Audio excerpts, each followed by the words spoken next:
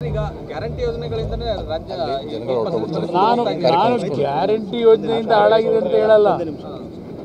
Guarantee ಯೋಜನೆಯನ್ನು ಕೊಟ್ಟು ಸಹ ಅಭಿವೃದ್ಧಿಗೆ ಚಾಲನೆ ಕೊಡ್ಬೋದು. ಈಗ ನೆನ್ನೆ ಬಸ್ ಪಾಸ್ ದರ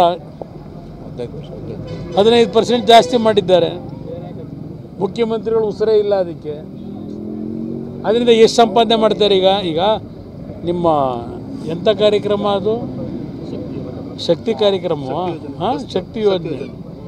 ಶಕ್ತಿ ಯೋಜನೆಗೆ ಹೆಣ್ಮಕ್ಳಿಗೆ ಉಚಿತ ಬಸ್ ದರ ಕೊಡೋದು ಎಷ್ಟು ಕೊಡ್ತಾರೆ? ಎಷ್ಟು ಖರ್ಚಾಗ್ತದೆ ವರ್ಷಕ್ಕೆ?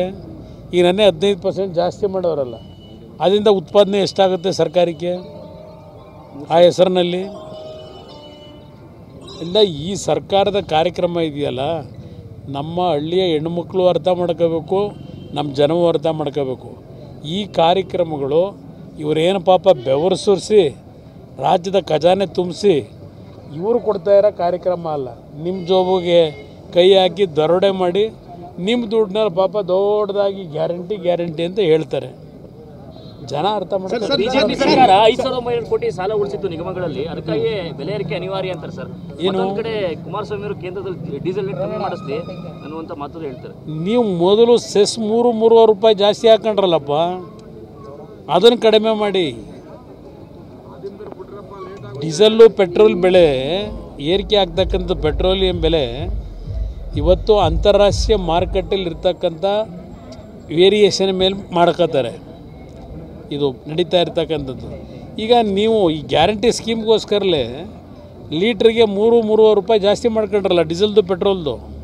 ಮೊದಲು 10 ಸಾವಿರ ಮಾಡ್ಕೊಳ್ಳಿ.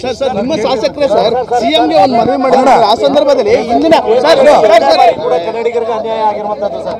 KPS ಇಲ್ಲ, ಅದೊಂದು KPSC ಸಂಸ್ಥೆ ಅಂತ ಕರಿತೀರ. 15 ಜನನೋ 16 ಜನನೋ ಮೆಂಬರ್ ಮಾಡ್ಕೊಂಡು ಅದರ ನಾವು ಎಲ್ಲಿಗೆ ತಂದಿಟ್ಟವ್ರೆ?